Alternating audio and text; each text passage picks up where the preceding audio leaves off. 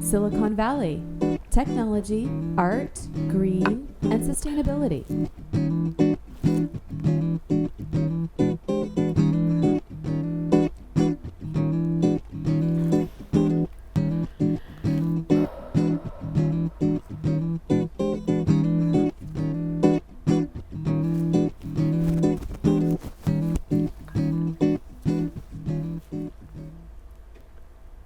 Hi, welcome to another episode of Silicon Valley Tech, Art, Green, and Sustainability. Today I have a really important guest with me, and I'm very honored you're with me, Rovina from the National Alliance of Mental Illness, which is NAMI, of Silicon Valley. And there's, branches or locations all around the U.S. We'll hear a little bit about that in a minute, but I'd love to hear about you and your background and where you come from, what you did before this, anything you want to share with us. Thank you, Heather, for having me. So before joining NAMI Santa Clara County, I have been executive director at several different nonprofit organizations that have mainly focused on mental health issues as well as domestic and sexual violence. And I have a master's in psychology as well as a master's in social work. And I've always been very passionate about helping people, especially people with a mental health diagnosis. And I've always known about NAMI since I was in college. So just coming and working at NAMI was like a dream come true. And where did you go to college? So I did my master's at NC State University, North Carolina State University. Oh, interesting. Yeah. Okay. And family, children? So I am originally from India. I grew up in India, and I came here to do my master's. And where in India? In Mumbai. In Mumbai, okay. Yeah, so which used to be Bombay, right? It used to be Bombay, which yeah. That's another whole topic, right? Yeah, and so I came here, and then I lived in North Carolina for about 12 years, and then my husband and we moved to South Korea for a couple of years for his job. And I absolutely enjoyed living in South Korea and learning a new language and just learning the culture, and that got me addicted to K-drama. and what is he in high tech? He is in high tech. So is that one of the reasons you moved here too, probably? That's correct. So a lot of people move here, right? The yeah. high tech. So right after Korea, we moved to the Bay Area. Well, we'll have to chat after about Bombay. In Mumbai, I've always wanted to go, and I have a very dear friend that's produced 70 TV and movies in Bombay and Paris, and they live here now, though. Of course. Bollywood, you mean? Yeah, Bollywood. Yeah. Well, anyway. So it's a topic for another day. Yeah. But let's get into NAMI. This is I'm going to start crying if I talk about it a lot. But this is a very important show to me, and for a long time I've wanted to have you on for several reasons, because I do have a family member that's bipolar or manic depressive or whatever they call it these days. Yeah. But I also have a friend that just committed suicide in October, and she also she was going through divorce and having some mental health issues, and we thought she was going to be okay, and then around her birthday last August things just declined. And so I think this is a really important subject. I think people need to know there's help out there, and what you guys do is so important. But tell us about NAMI. Tell us about Santa Clara County NAMI. Yeah, I'm sorry to hear about your friend. And so NAMI actually was started in 1975 by a group of parents who really wanted to make sure that mental illness is considered as any other illness. So for example, we have diabetes, we have heart diseases. So why isn't mental illness also considered as one of those diseases? There's so much stigma around mental health issues. And so they formed this group of It's like a sty parents. in people's eye. They don't want to talk about it. Exactly. They don't, yeah. That's right. And also I think the moment we learn about mental health issues, we start to stigmatize those people, but we don't stigmatize people with diabetes or with a heart condition. Or someone that broke their leg skiing. Or, Exactly. And then we have empathy for them, and then we would take a soup for them. But what about mental health issues? Or cancer, or any of the other, Yeah, absolutely. So they were a group, they formed a group of parents who had their loved ones, or the children with a mental health diagnosis, so that they can support each other and they can start advocating for people with mental health issues. And that's how NAMI was formed. In 1975. And what state was it? This was here in Santa Clara County and San Mateo. I did not realize. Okay, I didn't know that this was actually the starting point. This was the starting point, yeah. NAMI is a national organization, National Alliance on Mental Illness, with several affiliates all over the U.S. And we are one of the affiliates. The NAMI Santa Clara County affiliate is one of the largest in Northern California. And yeah, we've been providing services since 1975 now. So I think next we're going to pull up a couple slides, and we got the first one here. It's basically a photo of somebody, you know, sitting on the couch, hand in head, you know, and with COVID, a lot of us were doing that, right? We couldn't be out and be social. By nature, I'm a social creature. Let's go to the next slide. And here's another person laying in bed, you know, don't want to get out of bed, you know, some people with depression, that's really hard for them to get out of bed. Let's go to the next slide here.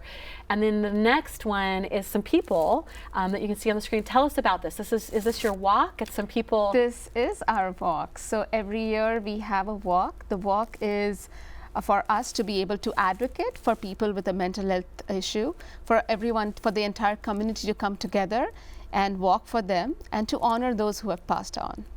Okay, so we can pull that down now. So did you say the mission statement, what it was, or? So I did not. So okay. The mission statement is for us for NAMI, what NAMI does is to do advocacy and education for families and people with the mental health diagnosis.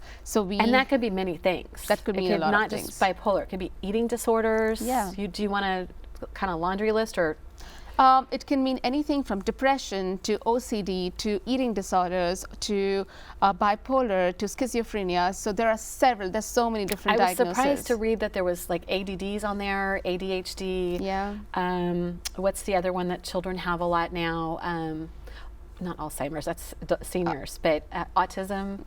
Autism is different, yeah. though, but ADD and ADHD also does come into mental health issues. Well, it was interesting because I was reading on the South Carolina site, which I didn't realize there was one there, and I just sent that over to my friend's family, and they were doing some research this week, but they had that listed. So I guess in each state, maybe there's different rules of what can be covered and what can't be covered. And I digress. Yeah.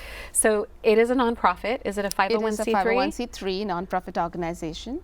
Okay. And we have several different programs. Oh, good. Okay. So that was going to be my next question. Yeah. Was what the program. Yeah. So what are your programs? So we have education classes, and these education classes are for parents or for any caregiver. For them to be able to understand what mental health issues are, or to be able to communicate better with their loved ones. We have education classes for people with a mental health diagnosis themselves. We have education classes for providers, so anyone who's working with an individual with a mental health diagnosis. That can mean clinicians and doctors, hospital workers, first responders, anyone. We have support groups. We have a program called Community Peer Program, where we match individuals with mentors for a period of 4 months. Oftentimes, you know, when we have a diagnosis, our friends don't understand us, our family doesn't understand us, and so if you're matched with a mentor who themselves have a diagnosis, it's much easier for you to communicate and also navigate through your illness. So the peer-to-peer program. It's a community peer program. Okay. Yeah, the peer-to-peer is an education class. Okay. For individuals with a mental health diagnosis. You do have to take the peer-to-peer program to be enrolled in the community peer program, though. So I'm going to pull up another slide here, and this one, I think they have Hope Services shirts on. So those are some of the people that walked, and I guess those were just shirts that were given out by Hope Services, or were there actual teams? Oh, they were actual teams. So, and then we can go to the next slide here. There's a group of folks, and there's a gentleman with them, and then let's go to the next slide.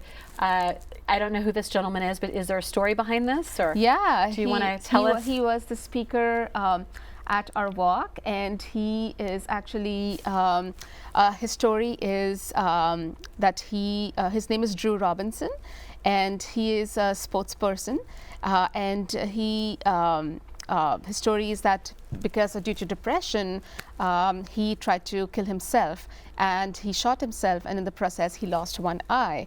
And then I think after that he went through several therapies, and so now he is an advocate for mental health issues.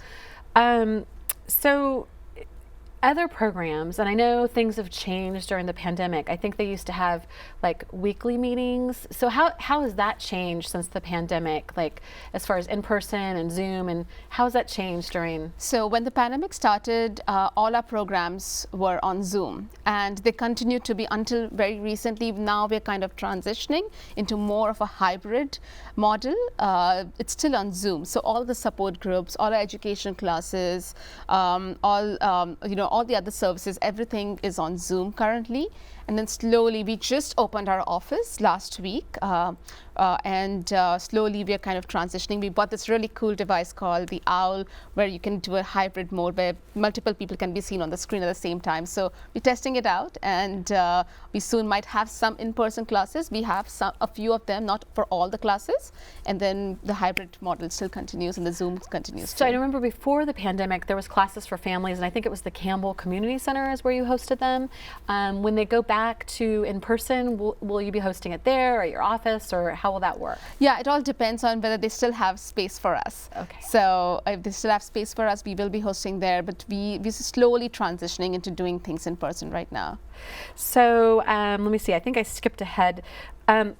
Okay, so the next slide should be the community slide, and we like to ask how people can help. Is there something that they can do to help? We can pull that down. I know fundraising is always a thing, and we'll talk about that later, but how can they help? I think the most important thing is for making, starting a conversation about mental health. I believe the pandemic helped us in some way, because all of us, even with people who don't have a mental health diagnosis, kind of felt some kind of anxiety and depression and uncertainty. And so it kind of started the conversation about mental health in the houses. But what we want to do is be more verbal about it.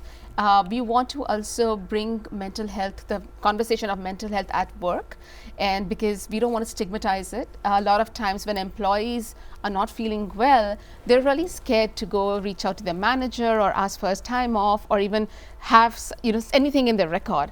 And we don't want that to happen. We don't want people to suffer. I believe people who have a diagnosis should not be questioned about their ability or whether they can work or not.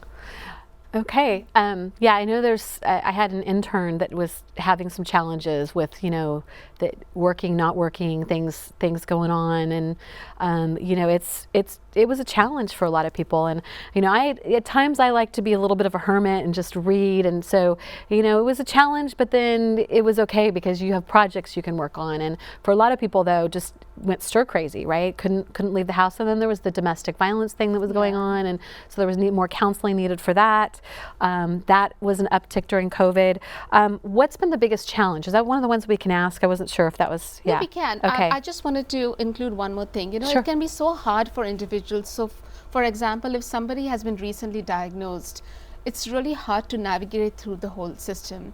And so, if they're at work and they've been diagnosed, I think it's just really hard for them to understand what medications to take, or when are my appointments, and how am I supposed to deal with this, or what if I feel this way, so how do I figure it out? And so, there can be those disturbances. Again, challenges. What's the other? So the challenges, you mean the challenges for the organization, or any other challenges you want to, yeah. Yeah, I think the challenge, so one of the challenges that I would say for NAMI Santa Clara County has been that we really want to be able to make NAMI's name known. We want everyone to know about NAMI. So everyone knows about the American Heart Association. Everyone knows about the, about Susan Komen Foundation. So similarly, we want people to know that the moment they hear about mental health issues, they should know about NAMI.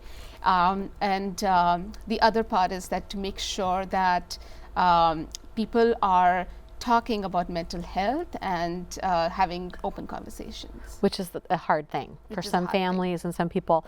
Yeah. Okay, so we covered that. I'm just looking at my questions here. And how else has the pandemic affected NAMI? Is there anything else you want to share too, or? So when the pandemic started, I think So we also, I didn't finish all my programs. Oh, yeah. Okay, So one yeah. of the programs we have is a NAMI helpline where individuals can call between 10 a.m. to 6 p.m. and our trained staff and volunteers will answer the calls, and these trained staff and volunteers are people with lived experiences who can help support you through, you know, whatever stage you are at, whether you've been recently diagnosed or your family member has been diagnosed or you need resources. And so when the pandemic started, we had some really intense calls because this was impact. You know, suddenly we had to stay in our houses, and we really didn't know how we're going to order groceries. We were running out of food. All of those things were happening, right? I know, and some people that I know, you know, they'd go out, and I would literally wear like the purple cleaning gloves and a hat and glasses because I have an at that time 84, but she's 87 now, an 84-year-old at the house. And, you know, some people would strip in their backyard and then run in and shower. I didn't go that far, but, you know, it was a real scary thing for a lot of people. Yeah, and then cleaning all the groceries. Remember all the time when we were just wiping down everything? I never did that. I thought that was a little... Oh, my God. But, yeah, I know a lot of people that did, though. You know, I did that. They'd leave it in the back porch, or they'd leave it in the cooler in the back. And, so... I did that, too, and then it was stressful. Until we knew that it was airborne, right? We didn't know. Now we know about that. We were still learning so much about the disease. But this was causing so much anxiety with people, and even people who don't have a formal diagnosis.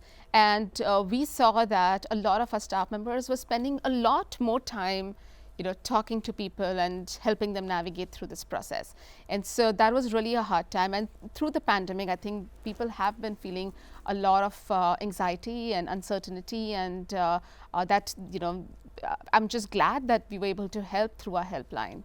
Well, I know I have a family member again that's bipolar, and I took a human drugs and disease class in college because I wanted to learn more and about the medication she was on. And I remember at that time, and I know the statistics are wrong now because that was like 1995 or 96, but at that time they said 80% of the people who are bipolar or manic depressive would either commit suicide or overdose by self-medication.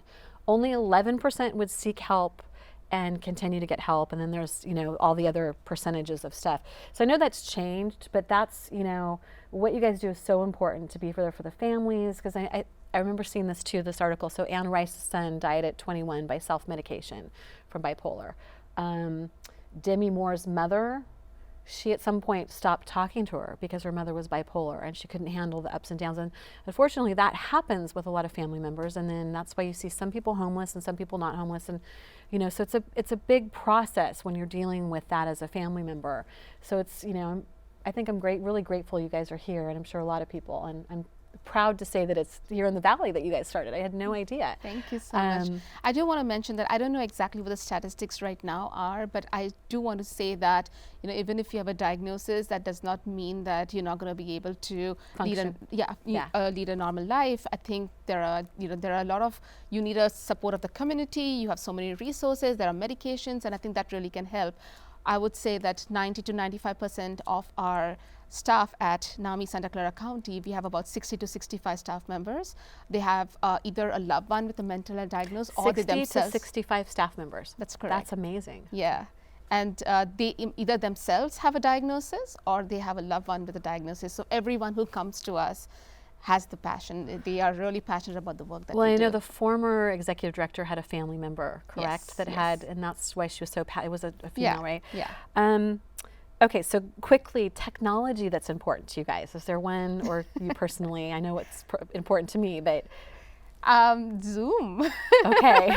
I don't think we could have done anything without Zoom. I mean, I came to NAMI right when the pandemic started, so April of 2020. Wow. And luckily, Kathy, who's a former executive director, she had set up all the classes and everything over Zoom. So she, with our IT team, she was a little ahead of everybody. She was ahead of everyone. Yeah. But and there was Zoom. I have been using Zoom for several years now, but this was new to a lot of people. So we had to do a lot of trainings, and you know, the technology improved too in the last couple of years with Zoom. Now you can put makeup on Zoom, so it's become really cool. Just make sure you have your pants on and until the thing drops right now. Anyway, so events too. Let's definitely get to the events, and I'm gonna pull up another slide here really quick. We've got a couple, I think 3 more slides. So This is your walk. Let's Yeah. pull that down. Tell us about your events. And that's an annual thing, right? That is an annual thing. It takes place every fall. Just when the pandemic started, the first 2 years, 2020 and 2021, we had a walk virtually, which is very unique because how can a walk be virtual? But we somehow Right. managed it. And last year, for the So first how time, is a walk virtual? that was the first time for us to figure it out as well. But it was basically walk your own way. So you register. So you can register as a team, register as an individual, and then you either walk in your parking lot, or you walk in your backyard, or you go take a hike, or you do yoga together with your team. So you can So form did you teams. connect it to an app? I see that in the future. So- a NAMI app. we have a website Yeah. where you can form you can see the fundraiser there, and then you can form your teams. Okay. And then you have all the sponsors. Well, I and- noticed on I think it's a California site or the national site, it tells you where the walks are coming up. So Yeah. you'll be posted there as soon as you have things Yeah. finalized. Yeah, it's And then gonna on be in your site as October. well. Yeah. It's going to be in October. Okay. It's October 7th of this year at the History Park. And it's always fall. It's always fall. Always fall, okay. So far, it's always fall. Okay. And this year it's fall. And it's a 5K. And last year we raised about $280,000. Wow. And we had over 800 people attend. And was that the best walk that you've ever had then? Or One of the best walks, I would say. because people are like, let's get back out, right? So other events coming up. Do you have other things too? So May is Mental Health Awareness Month, Okay. and so we do a lot of advocacy around May. We don't have a specific event, but we do a lot of social media posting. We do a lot of interview folks who are leaders in this area.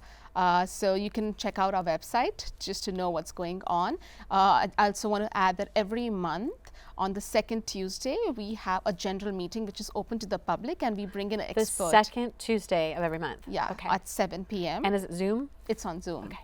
And we bring in a expert who will speak about the latest research, or maybe a doctor, or or a professor, and they talk about mental health. And people can different go to topics. NAMI-SantaClaraCounty.org is the Yes. Okay, and then they can find the schedule there. That's correct. We have 2 more photos, I think, of your event. So let's pull that up really quick. That's a fun. Is that the ending line? The ending line of our And is walk. that at Kelly Park that year? So Kelly Park and History Park. So we Okay. used a portion of Kelly Park. Let's go to the next one. I think this is probably some guys finishing, Yeah. or is that volunteers? So those are a couple of them are our staff members. So our social media coordinator, our last year's walk manager, and that's a volunteer, I believe. Okay, good stuff. We can pull that down. Is there any other collaborations or anything else you want to talk about that the company's doing? Anything sustainable that you guys are doing, or green? Nothing specific to green, because we just started going back to office. But I think personally, all of us try to make sure that we are making sure that we preserve our earth. And about NAMI, I think the only thing I would like to include is make sure that if you do notice somebody who's having a mental health issues, or you see that there's a change in their behavior, reach out to them, offer them support, and they can contact NAMI as well. I'm going to pull up, we've got just a couple more minutes. I'm going to pull up the last slide. And I noticed, I loved this photo because it's like someone just solitude thinking. I think that is the helpline that we put up there. Yep, it's the helpline. But there's also, let's pull that down. I noticed there's also a new text helpline. That's through NAMI National. It's national. Yes. Okay, so that's interesting. I didn't put that on there, but Yeah. people can go to the website to look at that. Yeah. But there's a text helpline, and I guess it's counseling by text as well. So NAMI doesn't do any counseling. It's more resource based. So Okay. if you text, I think they'll still direct you to our helpline number too. Okay. And because it's more local, we'll have more local resources. But you can people can feel free to text that number too. And we're coming towards the end of the show, so is there any final thoughts or questions or funny story, anything you want to share with anybody? I just want to share that, every year we hear, every time somebody graduates from a program or reaches out to us on a helpline, the gratitude and the the happiness that we see when we have been able to change somebody's life or help somebody is just something that you cannot measure. I think we are here to do this, and I really want to encourage people to contact us and do not hesitate. So feel free to reach out to us. And thank you so much for coming on. I want to tell the audience too that thank you so much to Mary West Credit Union for sponsoring this today. I really appreciate them sponsoring the show. I think it's a very important show, and I've been wanting to have you guys on for a long time. So I'm very excited we finally had you on, and maybe we'll have you back again, or maybe we'll go down to the walk and cover it. Absolutely. Thanks, Heather, for having me. I really appreciate it. Thank you. Thank you for coming, and hopefully we're not making you late to your next meeting. And to the audience, you can follow us on Facebook, Twitter, Instagram. We will be having a TAGS USA TAGS, so we'll be in other states eventually. Before the pandemic, we had 3 stations in Massachusetts that were going to post us, so that'll be coming up the pipe. We also have a meetup group, and we'll be doing a monthly art walk now, which I'm excited to. It was a ladies' night starting off this month, and then we'll be doing some other things in different cities. So make this a great TAGS week by conserving, reusing, and rethinking the way you choose to live here in Silicon Valley and beyond. Thank you for joining us. Thank you. Thank you so much. Thank you.